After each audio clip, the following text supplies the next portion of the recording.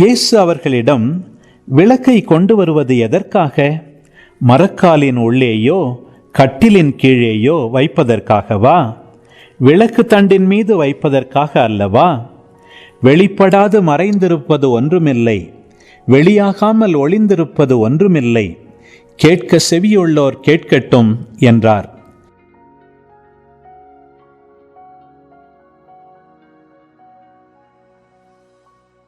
மேலும் அவர், நீங்கள் கேட்பதை குறித்து கவனமாயிருங்கள். நீங்கள் எந்த அளவையால் அளக்கிறீர்களோ அதே அளவையால் உங்களுக்கும் அளக்கப்படும், இன்னும் கூடுதலாகவும் கொடுக்கப்படும்.